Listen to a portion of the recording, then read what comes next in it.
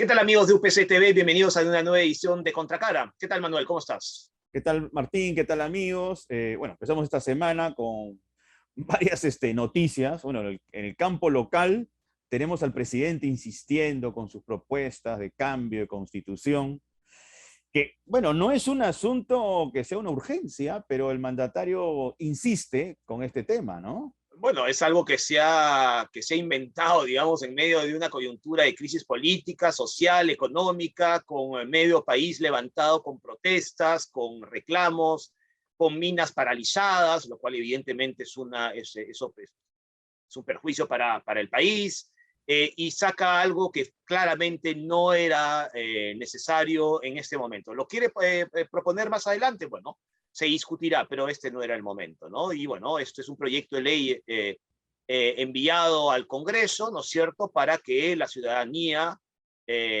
vote si quiere o no un proceso constituyente, ¿no? Esto se tomaría en cuenta para las elecciones municipales y regionales.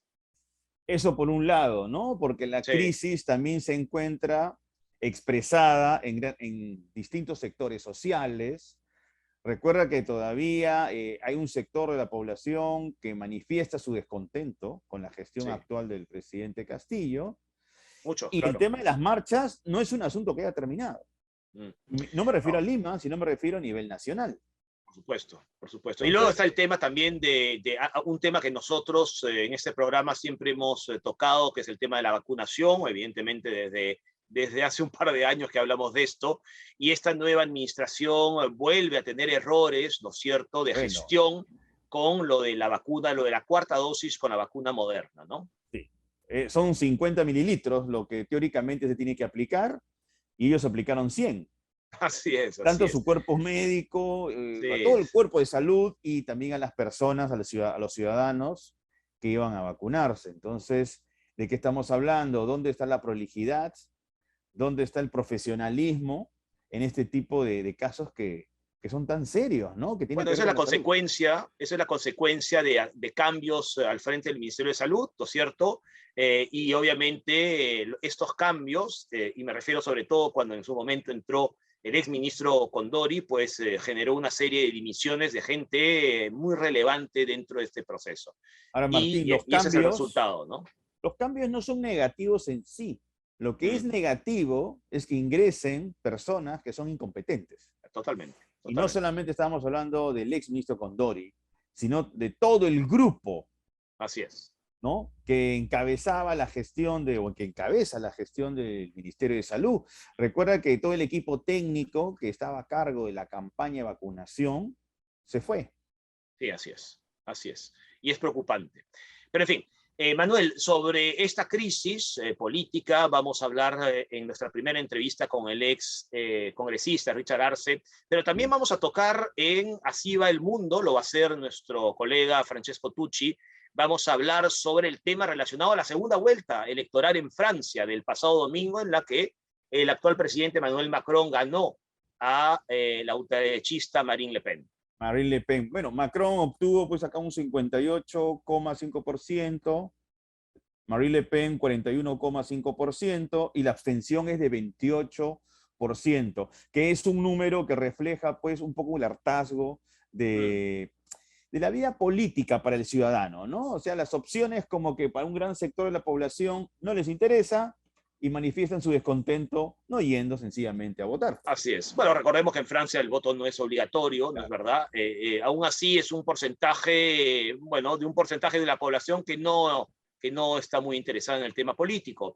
Si bien creo que el resultado que hay que resaltar es la cifra que ha obtenido Marine Le Pen y la ultraderecha, que es la cifra más alta de ese grupo político, ¿no? Y obviamente en Francia están preocupados y eso genera una serie de responsabilidades por parte de Emmanuel Macron que no ha tenido los mejores 5 años, francamente, ¿no? Sí. Ahora, él ha dicho en relación a este porcentaje bastante alto de la ultraderecha en Francia, que definitivamente es la expresión de un hartazgo de gran parte de la sociedad francesa Mm, y que él está en la obligación de dar respuestas sí. justamente a esa población, respuestas positivas para que se vayan desmarcando de este tipo de candidatos que, bueno, tienen un discurso bastante radical, ¿no? Bueno, claro, no, algunas propuestas es antimigración, ¿no es cierto? Euroescéptica, no cree en la Unión Europea como tal, pero en fin, eso ya lo vamos a ver en Hacia el Mundo. Antieuropeísta, ¿no? Antieuropeísta, así es. Pero bueno, Manuel, vamos a empezar, como había mencionado, a la entrevista, el programa, con una primera entrevista con Richard Arce, ex congresista de la República, y creo que va a ser una charla bastante interesante. Así es, porque hay varios asuntos para tocar. La gestión es. del presidente Castillo, ¿no? ¿Qué hay acerca de su identidad de izquierda? Si realmente esto es un asunto genuino en él, o básicamente ha sido un discurso oportunista. Eso lo vamos a conversar con el ex congresista Richard Arce. Vamos entonces con la entrevista. Bien, amigos, retornamos con el programa y ahora estamos con la presencia del ex congresista Richard Arce. Con él vamos a conversar acerca del escenario político actual, y eso significa que vamos a hablar de la actual gestión del presidente Pedro Castillo. Richard, ¿cómo estás? Bienvenido a Contracara de UPC TV. A ustedes, muchas gracias por la oportunidad, Manuel y Martín. Bienvenido, Gracias Richard, bienvenido. Por esta posibilidad de poder dialogar. Es importante, más aún en la coyuntura que vive el país. Así es. Es importante analizar nuestro contexto en cuanto a las cosas negativas que estamos viviendo, pero también en cuanto a las posibilidades que podríamos tener si es que se toman las decisiones correctas.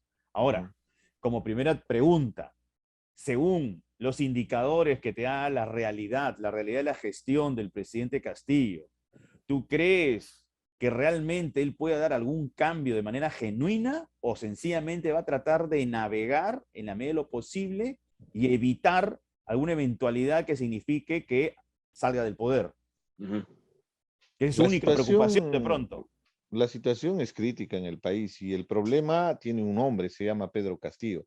Allá yo no veo en el horizonte ninguna posibilidad de enmienda, menos que un nuevo ministro, un nuevo gabinete, un nuevo premier pueda reorientar. Acá el problema es mayor, te repito, porque ya nos ha demostrado. O sea, habla con el cardenal Barreto, creo que de las pocas personas que en el país tiene credibilidad y sobre todo genera consenso, ¿no? Porque más allá, ojo, yo siempre voy a apostar por una sociedad laica, ¿no? Pero el Perú es profundamente católico y tiene mucha ascendencia, ¿no? Con las discrepancias con Cipriani y todo lo que quieras, o sea, el personaje es importante para el país y genera, en el caso de Barreto, a diferencia de Cipriani, las comparaciones son odiosas, pero genera confianza, te da cierta legitimidad y sobre todo hubiera sido una especie de puente en un momento crítico para poder generar cierto nivel de consenso para salir de la crisis.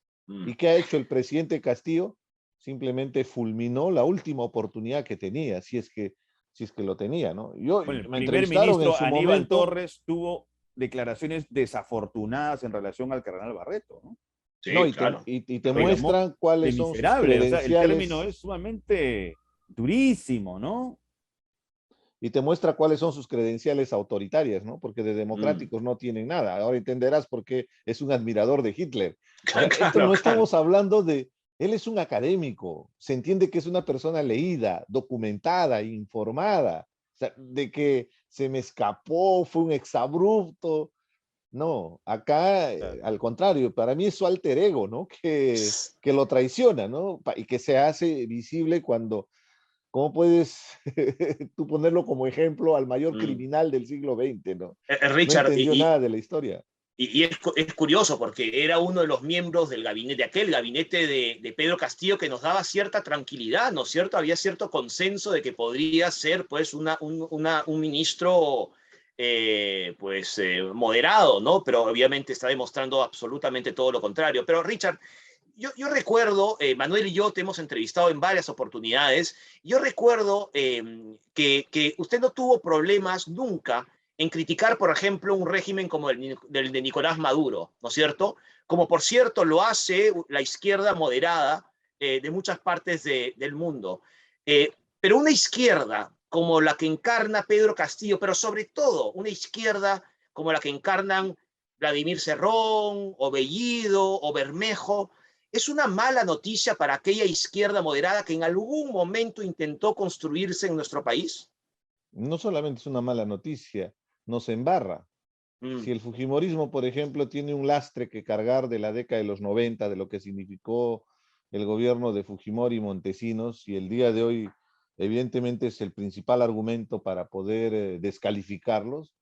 Cuando se lean los libros de historia, lo que van a decir es que en el Bicentenario tuvimos un presidente de izquierda, así de duro, así de contundente, pero ahí viene la coma, porque va a decir que es un gobierno cleptócrata, inepto, incapaz y lamentablemente cargándonos todos los males de la sociedad. Justo acabo de escribir un artículo y cuando uno empieza a enumerar a Perú Libre por todos los escándalos que va saliendo, no es ya un tema de novedad, ¿no? Porque cuando uno escucha un escándalo de un gobierno uno entiende que es novedad. No, más bien parecería que no es la excepción, sino lo común. Es la regla, claro. Se repite reiterativamente.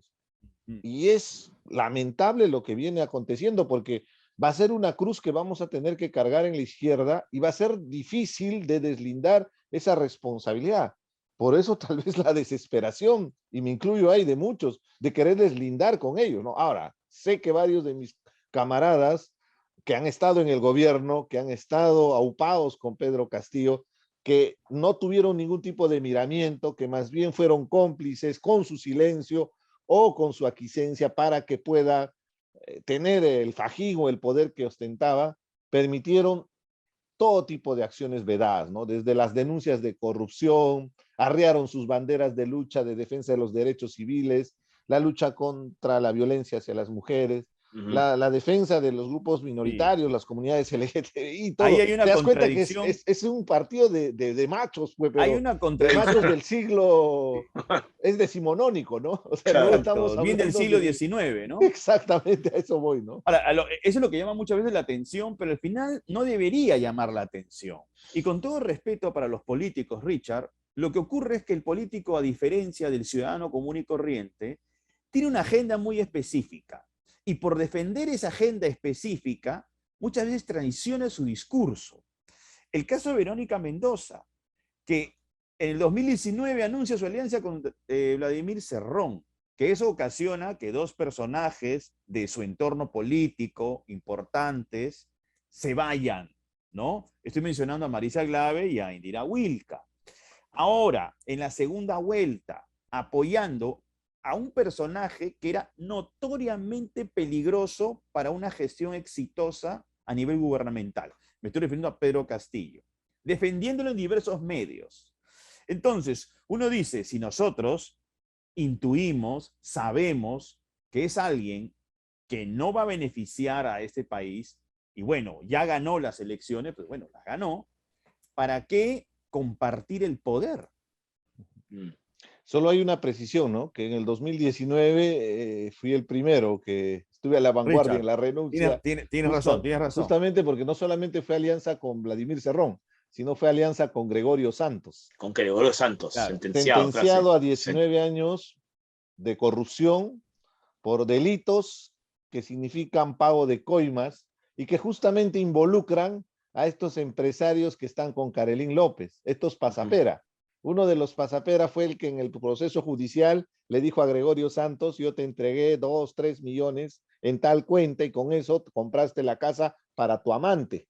Y con estos otros 2, 3 millones compraste la casa para tu esposa. O sea, a ese nivel, parece irónico, pero es el testimonio del proceso judicial y lo han sentenciado en 2 oportunidades. A ese gran luchador, entre comillas, defensor de Conga y de las lagunas y todo lo que representaba, que en realidad todo era una pantalla nomás detrás de actos vedados, ¿no? Como la corrupción escandaloso y que lamentablemente a eso voy, ¿no? O sea, ¿cómo puede ser posible que teniendo bien claro cuál es la posición, porque la lucha contra la corrupción no tiene color político, sea de derecha o de izquierda, tú tienes que confrontarla. Y no quiero arrogarme ningún tema de moralidad, de ser el adalid de la justicia, ni nada por el estilo. Es simplemente coherencia elemental.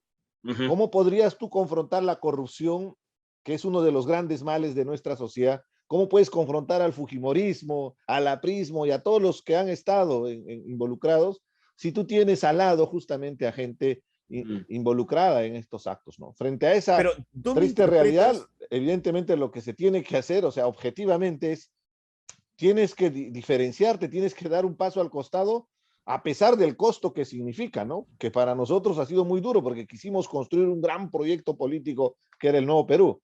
Y ahora Exactamente, ustedes estarán viendo dónde queda el Nuevo Perú, ¿no? Richard, pero ¿tú dónde identificas esta falta de coherencia? ¿Qué elemento existe en Verónica Mendoza, para empezar, para que ella no haya sido, en todo caso, fiel a los principios políticos que ustedes tenían? A ver, esos temas tendrán que responder en su momento Verónica Mendoza a sus electores. Lo Me que yo refiero sí a tu te puedo decir, interpretación, yo sí te puedo que si a eso quiero llegar. Es lo que yo sí te puedo decir es que dicen que el poder es uno de los mayores afrodisíacos, ¿no? Que te hace perder inclusive perspectiva y razón. Yo trato de entender, porque yo conocí personas muy comprometidas con el país, gente de muy buena intención, y que lamentablemente surge una gran decepción cuando ves pasar el tiempo y que evidentemente a mí me obligó en su momento, imagínate, una renuncia de un proyecto donde tú lo liderabas, donde tú estabas ahí encaminado, debió ser algo bastante grande y pesado, ¿no? Entonces, por eso te digo, ellos tendrán que responder a sus electores, tendrán que responder a la gente de su partido. Ya hemos visto lo que ha hecho Anaí Durán y creo que eso muestra de cuerpo Lo de entero Anaí Durán cuál es también la es prioridad, importante para cuál es interpretar, el ¿no? tema de las prioridades que uno tiene al momento de decidir, ¿no? Pero a lo que yo regreso es definitivamente prefirieron esas cuotas de poder sin miramientos, ¿no? Sin Ahora, condiciones. Y así fácilmente es. era ponerle condiciones, porque era un gobierno totalmente improvisado. Yo entiendo que Pedro Castillo, cuando asumió el poder, claro, estaba rodeado de un millón de ayayeros, ¿no? De gente aduladora que seguramente le susurraba a los oídos y le decía lo que él quería escuchar. Pero Richard, Pero fíjate, mínimamente para armar un equipo, el que tenía el equipo era justamente el Nuevo Perú y creo que eso se vio de manifiesto, ¿no? Entonces, bueno, ¿por qué ahí no aprovecharon para poner ciertas condiciones mínimas elementales, ¿no? Que en su momento, por ejemplo, si eso hubiera sido muy transparente, ¿no? Les hubiera permitido deslindar, no ahora, ¿no? Cuando salen ya del poder, es que es pero muy fácil, ¿no? deslindan más o menos, porque este proyecto de ley para la consulta popular la han apoyado. Pero en fin, quería referirme a lo que tú acabas de mencionar de estas cuotas que tuvieron en un primer gabinete. Estaba Hernando Ceballos, ¿no es cierto?, que es un ministro cuyo, digamos, gran recuerdo es haber mantenido gran parte del equipo, por ejemplo, del proceso de vacunación, lo cual fue bueno. Y luego también Pedro Franque, ¿no?, que eran dos personas muy cercanas a Verónica Mendoza. Pero ellos ya no están. Es más, fueron expulsados de mala manera de este gabinete. Y aún así, aparentemente, pues apoyan algo como este proyecto de ley que mencionaba, que no sabemos muy bien a qué responde. Si es realmente un reclamo de los peruanos, cosa que no creemos, lo hemos hablado antes con Manuel, o simplemente es necesario para el señor Pedro Castillo levantar un nuevo frente en contra del legislativo, porque ahora se va a abrir un frente nuevamente entre el ejecutivo y el legislativo. ¿A qué responde este tipo de cosas, Richard?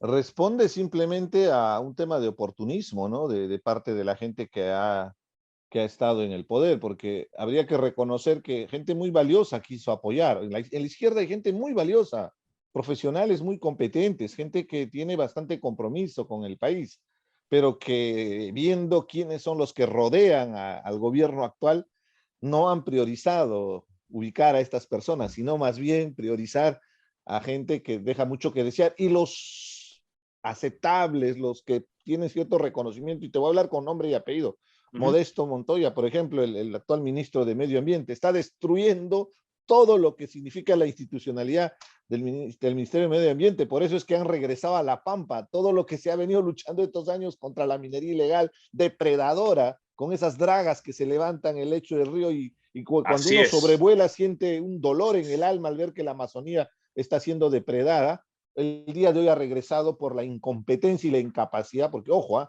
él es un hombre muy preparado, científico y todo lo que tú quieras, pero es algo muy distinto ser responsable de la gestión pública. Tiene que haber experiencia, pues. No hay. Y lo que yo tengo información es que probablemente está llevando a los otros científicos del IP, ¿no? Del Centro de de investigación hay sobre energía nuclear que tiene el Perú, pero que es otra lógica, que es un espacio netamente de investigación, pues ustedes que son académicos me entienden perfectamente. Entonces, es zapateros a tus zapatos, ¿no? Que entre gente capaz que conozca sobre políticas públicas y sobre todo en el tema medioambiental, ¿no? En la fiscalización, la evaluación ambiental, que es la OEFA, por ejemplo, que han estado cambiando a los directores, y tenemos todos estos conflictos socioambientales donde es clave el rol. ¿Alguna vez viste ahí en el corredor minero, ahí en Las Bambas, a Modesto Montoya siquiera conversando con los comuneros para poder explicar cuál es su rol del Estado, cuál es su función? Entonces, eso es una muestra justamente de lo que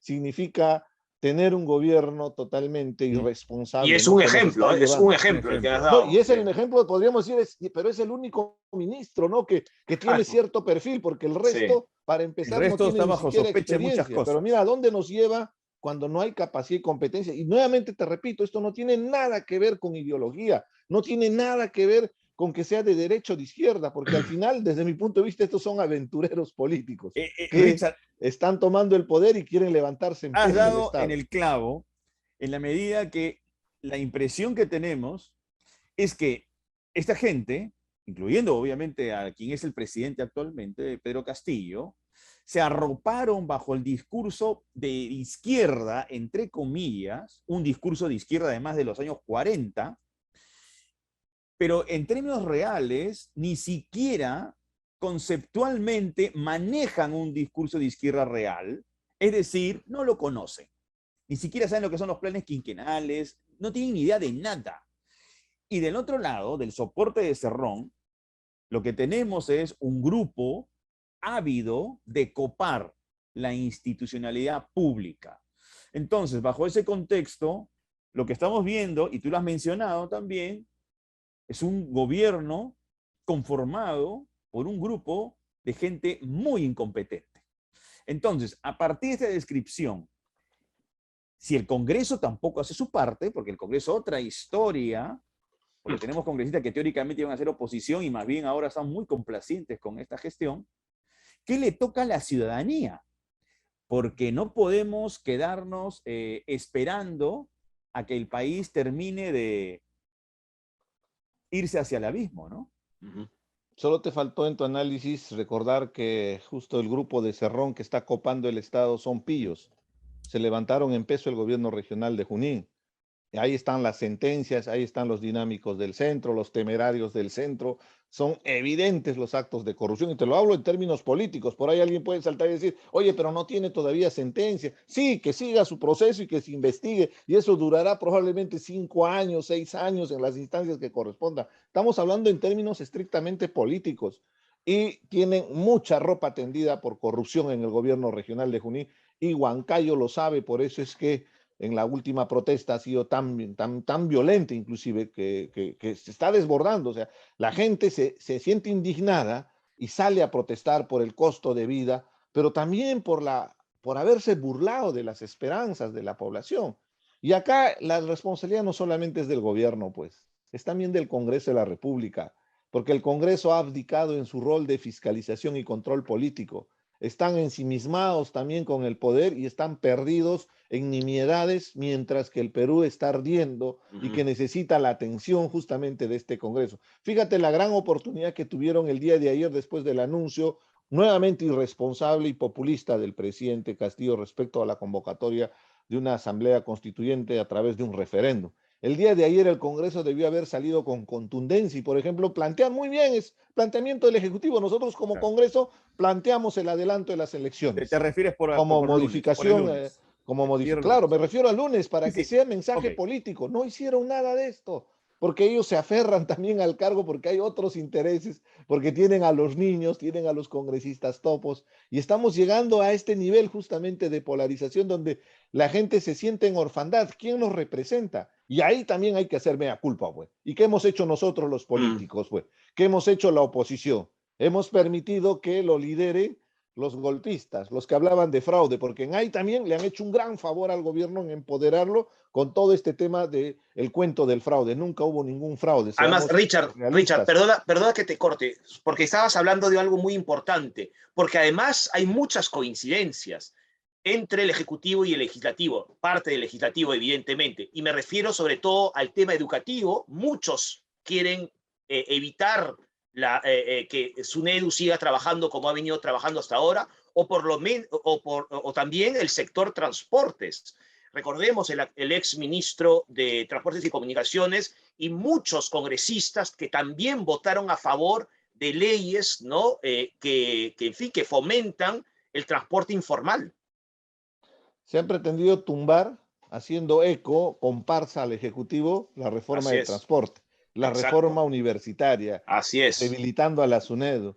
Se han pretendido tumbar la figura de colaboración eficaz en el Congreso. Y Una te más, doy es otro verdad. dato, ahorita, último, en el acuerdo que han tenido de Junta de Portavoces, van a entrometerse en el proceso electoral, modificando el calendario electoral con una ley que probablemente el jueves van a aprobar. O sea, a eso Increíble. se han dedicado en el Congreso de la República, por eso su nivel de desaprobación. Pero vayamos al tema de fondo cuando hablamos de ciudadanía para poder movilizarnos y poder hacer ejercicio de nuestro derecho, que es legítimo, a la insurgencia cuando hay este tipo de acciones de parte de un gobierno.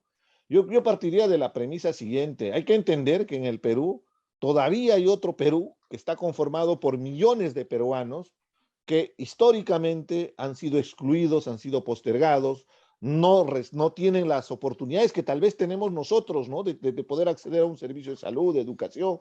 Y esa población es la que respaldó unánimemente a Pedro Castillo porque se sentían representados por un maestro rural y todo lo que representó el tema del mensaje político de su gobierno. Entonces, ¿qué es lo que sucede? El día de hoy están jugando con el tema de la convocatoria al referéndum. Y en ahí yo quiero ser claro y explícito también.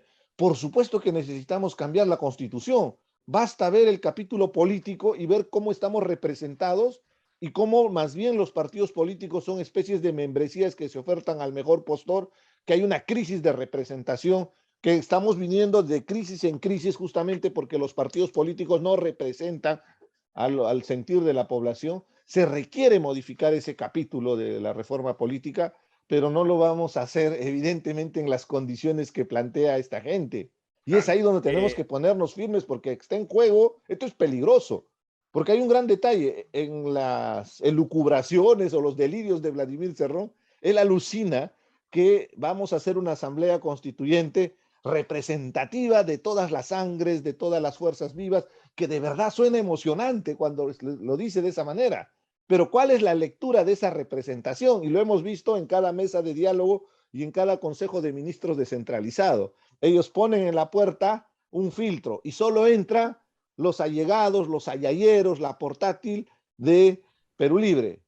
Los verdaderos representantes, los dirigentes de las organizaciones sociales no que tienen van a cabida. protestar, no los dejan entrar. No Ellos quieren entrar. hacer una asamblea constituyente conformada justamente por su gente. Ahora, Y te pongo el ejemplo, ¿eh? sí. Por ejemplo, para representar a los maestros que ellos dicen que van a representar. ¿Tú crees que van a permitir a los del SUTEP que vayan a la asamblea constituyente? ¿O No, van a para eso ser está los el del otro FENATEF? sindicato. Porque es su Claro, claro. contendor, porque es su Entonces, contendor político. Así es. a eso voy. Dentro del Entonces, eso sindicato es de maestros. altamente peligroso. O sea, más allá de la idea, el solo hecho de permitir que ellos pretendan hacer ese tipo de representación, van a destruir nuestra estructura del Estado. Ya están destruyendo instituciones. Ahora, ¿quieren destruir la estructura del Estado? Ahora, Richard, entiendo la postura que tienes en cuanto a tu reflexión que apunta a la necesidad de tener otra Carta Magna, de redefinir la que tenemos actualmente, pero claro, está el elemento siguiente. Primero, este país tiene otras urgencias en este mismo momento. Hay otras prioridades. Y lo otro, que quienes están en el gobierno no son las personas más adecuadas para poder llevar a cabo ese cambio que es tan importante para el país. Imposible. Y que es evidente además que es un salvavidas, ¿no? Ante tanto escándalo de corrupción, lo que él está soltando es una papa caliente para que el debate se pierda, mientras sus escándalos de corrupción que van a seguir con los destapes, La ya no es Casa solamente Carelín, hay Zarratea, varios por colaboradores ejemplo, eficaces Carelín. que lo van a involucrar a Pedro Castillo, hace que el escenario evidentemente se vea en contra para el futuro, porque cuando salgan los escándalos que demuestren que él ha estado involucrado en actos de corrupción, ese momento vamos a entrar en una crisis profunda de gobernabilidad, porque el Congreso va a tratar de repente de vacarlo, pero va a ser muy tarde, porque en ese momento la gente va a pedir que también se vaya el Congreso. Y ya ellos no estamos quieren. viendo y ellos no quieren y Claro. todo lo que se va a armar, ¿no? En ese momento es donde Mm. van a rogar a que Barreto nuevamente participe, pero no creo que Barreto es un hombre muy correcto y con mucha solvencia que no creo que se preste al juego, ¿no? Lo concreto es que ese es el escenario que vamos a tener que confrontar y ahí viene la responsabilidad nuevamente de los políticos, ¿no? De los líderes de opinión.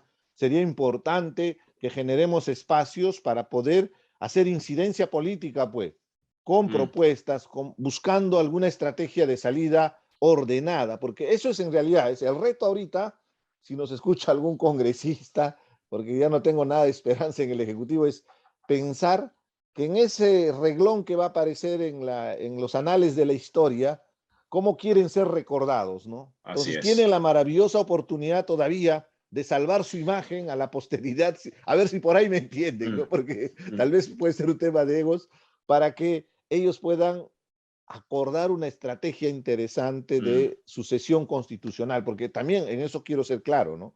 Tenemos que buscar mecanismos constitucionales, no vamos a irrumpir en el poder por Seguro, más seguro, es muy sea lo importante. que Porque sea lo que está destruimos la pasando en el gobierno. institucionalidad, que es un asunto que parece que a muchos les cuesta entender. Mm.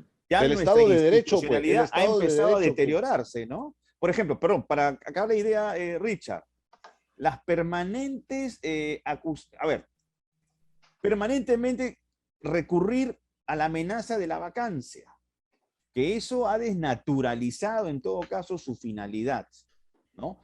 Y del otro lado, recuerda bien al principio de esta gestión, las amenazas veladas de cerrar el Congreso.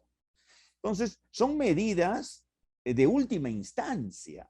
Y aquí lo que ha ocurrido en los últimos años es que más bien han echado mano de ellas como si fueran medidas de primera mano, cuando no lo son. Sí, es que en realidad ellos pretenden aprovecharse de cada situación, ¿no?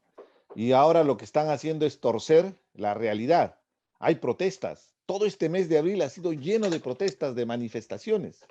Y lo que estamos viendo en ese análisis es que se dan cuenta que la gente está protestando. En el Cusco la gente protestaba por el tema agrícola. Recuerda bien que han lanzado la segunda reforma agraria en la explanada de Sacsayhuamán como un mensaje simbólico el 3 de octubre. Ahí estaban todos mis camaradas aplaudiendo porque hacían una especie de remembranza a la reforma agraria de Velasco. Del Velasco, claro. ¿Qué significó? El día de hoy la urea está sobre los 200 soles, 3 veces más el precio. Si sabían que venía la guerra, si sabían de la disparada del precio del barril de petróleo y saben que estos insumos químicos son derivados de petróleo, en agricultura tienen presupuestos y no es acaparamiento, pero se hace, se planifica y se hace las compras con antelación, justamente para poder equilibrar esas disparadas de precio. Bueno, y para Richard, eso también existe no hay el Fondo de Estabilización de los Combustibles, ¿no? Recuerda que falta papel para el pasaporte. O sea, no, y hoy día hay una huelga que se había anunciado con 15 días de anticipación, si no me equivoco, Martín, tú me corregirás. De los operadores aéreos. De los operadores aéreos, y no se comunicó. Es decir, acá lo que existe es una el día de hoy, total. El día de hoy, tú ibas al banco a hacer una transacción comercial y el sistema de la RENIEC caído, porque están haciendo una renovación y no te permitían hacer ningún pago o lo que tú tenías como actividad. Así es. Es una cuestión elemental. Vas a la notaría para hacer una simple transferencia. Tienen que validar tu identidad con tus huellas digitales y eso está interconectado a la RENIEC. Entonces, ¿a qué nivel estamos llegando de desgobierno? O sea, quisiera que la gente entienda que esto tiene afectación directa, ¿no? Esto no es un tema de resentimiento, no es un tema de... No, es en el día a día, es el día a día. Es el día a día y va a afectar a la gente más humilde. Los más vulnerables son los que van a cargarse todas estas responsabilidades, porque tal vez nosotros mañana cuando sube el precio del pan, ya subió por cierto, podemos seguir comprando los 5 panes que compramos diario, güey. Pero la gente humilde ya no puede comprar 5, solo compra 3. Richard, eso es lo que causa indignación, ¿no? Antes que nos quedemos sin tiempo, quería hacerte una última pregunta y creo que es una pregunta difícil, creo, pero estoy seguro que lo responderás con solvencia. Tú que eres un hombre de izquierda, que te has identificado con la izquierda siempre, y vista la situación en la que estamos desde el punto de vista político y con todo lo que eso arrastra, y has hecho mención a la importancia de la ciudadanía y tú eres un ciudadano, como todos nosotros, evidentemente, más allá de tu representación de un personaje, de un político de izquierda, tú estás dispuesto a salir a las calles con representación de partidos y de organizaciones de derecha, por ejemplo, con el fujimorismo.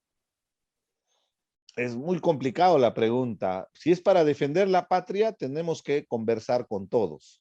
Pero cuando hablamos con el fujimorismo, evidentemente hay personas con las que no podría, es imposible. Marta Chávez, por ejemplo, he sido universitario, creo que somos generación y nosotros sabemos lo que ha significado y ha hecho Marta Chávez en temas tan delicados como las esterilizaciones masivas, ¿no? Hay códigos mínimos elementales, ¿no? Pero que tenemos que conversar con diferentes fuerzas de oposición, con personas discrepantes que están a la otra orilla. Por supuesto, es parte Porque de la está democracia. Renovación, ¿no? Está Jorge Montoya, Cueto y digamos, una parte de la derecha. Se puede conversar, porque de por medio está la patria, pero de que podamos marchar juntos es muy complicado, es muy difícil. Hay ciertos códigos con algunas personas, ¿no? Sobre todo es un tema con personas, ¿no? Pero tal vez... Pero sí, como organización, sí, tal vez, por supuesto. O sea, yo estoy abierto al diálogo, a conversar con todo el mundo. Pero tal vez es el momento de olvidarnos de ese tipo de cosas. Me refiero ante una situación que tú mismo has descrito, pues, como catastrófica. Pero tú me dices, ¿no?, al fujimorismo y te digo, por ejemplo, Marta Chávez, Aguinaga, no podría. Bueno, pero son personas. No podría. Me refiero a una base que elige o que vota al fujimorismo. No, pero por supuesto, tengo muy buenos amigos que son fujimoristas y por eso. Y son gente muy valiosa, ¿no? Que es su posición política y se respeta, ¿no? Sino que hay códigos mínimos. Tampoco, o sea, tenemos que generar memoria colectiva. O sea, la historia no puede pasar y simplemente borrón y cuenta nueva, ¿no? Es complicado, el escenario es muy difícil.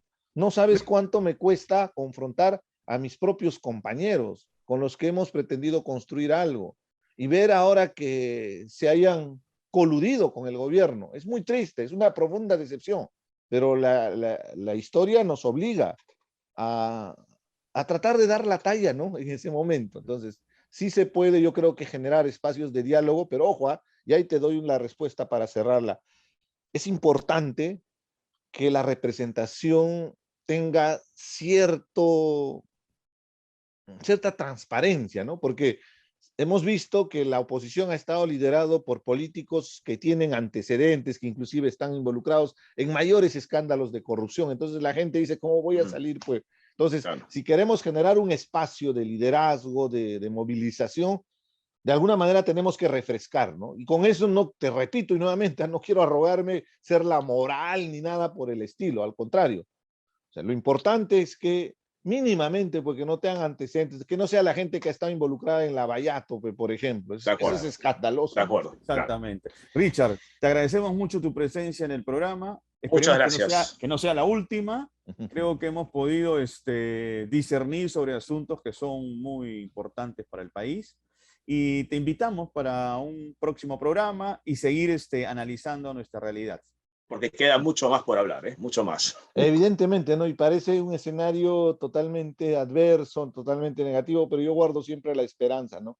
Los peruanos somos muy buenos para salir adelante frente a los problemas, ¿no? Si la resiliencia es una característica, creo que debe estar asociado al peruano, porque lo hemos demostrado en todo, ¿no? Y tú lo ves en las calles, o sea, ves cómo la gente trata de reinventarse y genera sus ingresos y sale adelante, ¿no? Entonces, eso motiva. Yo creo que vamos a poder salir de esta profunda crisis. Pues que así sea, Richard. Originado por los políticos, originado por los políticos. Pues sí. Eso es muy triste.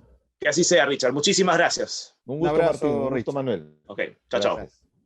Bien, Manuel, difícil pregunta la última, ¿no? Si tanto hablamos de movilización, si tanto hablamos de ciudadanía, y ante creo que un consenso, las encuestas lo dicen, de un gobierno caótico que nos llena de incertidumbre, con gravísimos problemas de acusaciones de corrupción, etcétera, etcétera, llega un momento en que los diferentes grupos políticos, ¿no?, tienen que, conversar y salir a las calles si esto es una posible salida. Lo que pasa, Martín, es que ya no estamos hablando de diferencias políticas. Así es. Ahora estamos hablando de otro asunto que antes no era una variable tan acentuada, que es una incompetencia general en la gestión pública de un gobierno. Antes tú, más allá de las discrepancias políticas, veías gente que tenía calidad. Así es. De pronto no eran todos, pero veías ministros que eran del área, por Así es. ejemplo. Ahora lo que estamos viendo es gente que no tiene ni idea de cómo gestionar su sector.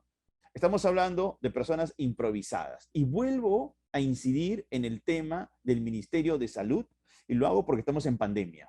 Es tremendo. El caso de esta cuarta dosis aplicada con un procedimiento impropio es muy grave. Muy grave. Estás hablando de la salud de las personas. Y lo que eso genera, además. Mira, del cuerpo de salud y aparte de los ciudadanos. Claro.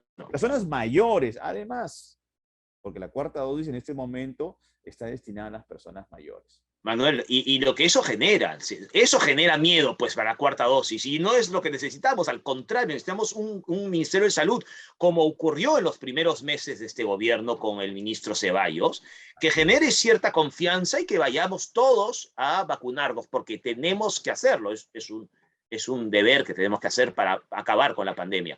Pero Ahora, claro, con estos errores escandalosos, como tú mencionabas, francamente. Y esto no es un asunto ideológico. No, es un asunto de competencias. Totalmente, totalmente. Han demostrado ser no competentes y además sectores como del Ministerio de Transportes y Comunicaciones, donde no hay ningún tipo de voluntad por formalizar y darle una calidad al transporte de nuestro país. No existe. Más bien, lo que existe, lo que se ve, es un interés por mantener el status quo. Con complicidad del legislativo, por cierto. Así es. Terrible, por cierto, ¿no? Tóxico para nuestra calidad de vida. Así es. Terrible, bueno, terrible. Mira, solo para terminar con este tema de mi parte, comprendo la preocupación también de Richard Arce en cuanto al copamiento de este sector político que proviene del lado de Vladimir Cerrón. Así es, así es. Es un lado bajo sospecha de muchas cosas, porque ya en el caso de Vladimir Cerrón hay ya un proceso judicial, ¿no? No, hay una sentencia, ya hubo una sentencia contra Cerrón. Y por cierto, y lo mencionaba Richard Arce también, nuestros compatriotas de Junín lo saben perfectamente. Y es por eso, además, que Castillo no tuvo una gran votación en la segunda vuelta en Junín. Y es por eso que va a Huancayo en este Consejo de Ministros descentralizado y es reprendido por los huancaínos. Y además le han dicho, convoca elecciones generales, chao, váyase. Ese es duro, pero creo que es reflejo de lo que ocurre. Pero en fin, Manuel, creo que me ha gustado la entrevista, creo que ha sido Richard Arce, creo que lee muy bien lo que está ocurriendo, ¿no es cierto? Sí. Bueno, Richard es una persona muy lúcida. Sí, así es. Independientemente que en algunos matices podamos discrepar con él, porque eso es natural, uno puede discrepar con cualquier persona, pero tiene una mirada política bastante razonable, si quiere decir, para poder leer el escenario, ¿no? Y creo que era útil que él se refiriera a Verónica Mendoza, se refiriera al rol de Nuevo Perú como una representación de izquierda que ha apoyado a este gobierno y ha traicionado, sí, pues su discurso, porque este gobierno está cometiendo errores de todo tipo, incluso asuntos que ellos defienden a ultranza, por ejemplo, el tema de la violencia contra la mujer. Así es. ¿Dónde quedó esa defensa en términos prácticos? Si hemos tenido casos y otras minorías, ¿no? Otras minorías, otros derechos, ¿no? Sociales. De personajes de este gobierno así es, que no van en esa línea. En fin, Manuel, donde hay discrepancias políticas, o donde las ha habido, y va a haberlas obviamente, es en Francia. Hemos hablado al inicio de este programa sobre lo que ocurrió el pasado domingo, la segunda vuelta entre Emmanuel Macron y Marine Le Pen, y es por eso que ahora en Así va el mundo, nuestro colega Francesco Tucci va a hablarnos sobre esta segunda vuelta y, por supuesto, lo que le espera a Emmanuel Macron en los próximos 5 años. Eso es importante, lo que le espera, porque ya ganó, y era evidente que iba a ganar. Pero vamos a ver qué va a hacer de aquí más, porque lo que él haga ahora va a depender mucho para las siguientes elecciones. Así es, así es. Pues vamos entonces con Así va el mundo.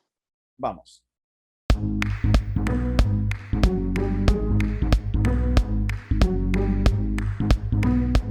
domingo 24 de abril, el presidente francés Emmanuel Macron logró su reelección derrotando en la segunda vuelta a la candidata de la extrema derecha Marine Le Pen. Con el 58,5% de votos, Macron se ha convertido en el primer mandatario a ser elegido desde 2002. De hecho, los únicos presidentes que han sido reelegidos fueron François Mitterrand en 1988 y Jacques Chirac en 2002. La rival Marine Le Pen ha alcanzado el 40,5% de los votos, un récord por la extrema derecha, que subraya la grave fractura presente en la sociedad francesa. Estas elecciones han sido marcadas por el alto porcentaje de abstención. El 28% de los 49 millones de electores franceses se abstuvieron, 2,5 puntos más que en 2017. Se trata del abstencionismo más alto desde el balotaje de las elecciones presidenciales de 1969, 31%, entre Georges Pompidou y Alain Poher. Según Mathieu Gaillard, de la encuestadora Ipsos, si se suman a las abstenciones los 3 millones de electores que votaron blanco o nulo, más de un tercio del electorado decidió no elegir. Ipsos ha trazado el identikit electoral de los abstencionistas. Se trata por el 41% de electores entre 18 y 24 años, mientras el 38% pertenece al rango de edad 25-34 años. Finalmente, el porcentaje se reduce al 20% en la población electoral comprendida entre 60 y 69 años y al 15% entre los mayores de 70 años. Pasando al análisis de la base electoral de los dos candidatos, nos sorprende la gran diferencia. Macron recibió los votos de los jubilados y de la clase media alta, mientras Le Pen obtuvo el respaldo de los obreros del norte y del este del país, además de los territorios de ultramar, decepcionados por las políticas de Macron, percibido como presidente de los ricos y arrogante. De hecho, durante estos 5 años, el mandatario gozó del respaldo de la mayoría de los escaños que su partido había logrado en la Asamblea Nacional, garantizando estabilidad de gobierno, cohesión y coherencia de las decisiones políticas. Sin embargo, parte de la sociedad francesa rechazó su actitud a imponerse sin consultar las partes sociales, aprobando una serie de reformas durante su primer mandato, marcado por las protestas populares. Recordamos a los chalecos amarillos y la movilización contra su reforma del sistema de jubilación, que atrasaba la edad de 62 a 65 años. Macron ha logrado un segundo mandato, pero su participación en una crucial campaña electoral no ha acabado. El 12 y 19 de junio se celebrarán las elecciones legislativas de la Asamblea Nacional, fundamentales para confirmar la mayoría parlamentaria centrista que el mandatario necesita. En caso de derrota del partido del mandatario, se perfila la posibilidad de la dicha cohabitación, es decir, un presidente que tiene que cohabitar en el Ejecutivo con un premier expresión de una mayoría parlamentaria opuesta, de oposición, que puede limitar las competencias del mandatario a la política exterior y a la defensa. De esta manera, en el sistema semipresidencial francés podría darse una cuarta cohabitación, experiencia rara pero posible. De hecho, la primera se produjo en 1986 con François Mitterrand, presidente socialista, y el conservador Jacques Chirac como primer ministro. La segunda cohabitación fue resultado de las elecciones de 1993, también con Mitterrand, presidente, y el conservador Édouard Balladur, premier. Finalmente, la tercera cohabitación se produjo en 1997 con el presidente Jacques Chirac y el socialista Lionel Jospin, primer ministro. Durante estas elecciones presidenciales, Macron prometió, en caso de victoria, un método renovado de gobierno para todos los franceses, rompiendo con su supuesta soberbia en la conducta anterior. El mandatario logrará convencer a la mayoría de los electores, evitando de esta manera una posible cohabitación. Tendremos que esperar junio para saberlo. Así va el mundo. Hasta la próxima. Bueno, amigos, retornamos. Como te dije, Martín, va a ser clave y esencial cómo maneje Emmanuel Macron esta gestión. porque de esta gestión va a depender quiénes serán los candidatos exitosos para una siguiente elección. No vaya a ser que prepare el camino para Le Pen. Por supuesto, en su Le cuarta Pen elección. no está triste, ¿ah? No, Le no, no, no. Pen está consciente de que ha sacado un porcentaje que le está diciendo hay una gran parte del país que te respalda. Sí. Y si Macron tiene una gestión negativa, pues eso va a ser para ella positivo, ¿no? Yo tuve la oportunidad de hablar con mucha gente que vota en Francia, Manuel, y había mucho más preocupación, claramente más preocupación que hace 5 años, ¿no? Pero justamente por unos 5 años de Emmanuel Macron que no fueron todos los positivos que se pensaba, ¿no? Y yo creo que lo que tú dices está clarísimo, ¿no? Lo que de no hacer 5 años buenos, y no digo correctos, digo buenos, obviamente el crecimiento de Marine Le Pen puede seguir adelante.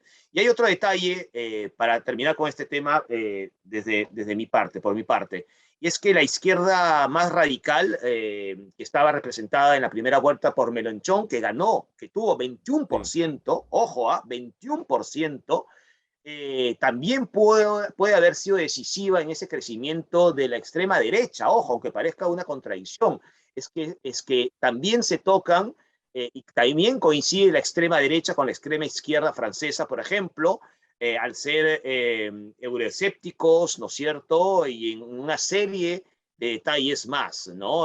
Así que hubo muchos votantes de izquierda radical que votaron incluso por Le Pen, y eso es lo que estaba previendo también algunos medios de comunicación, ¿no? Ha sido una jornada siempre muy interesante, pero que deja mucha reflexión también, ¿no?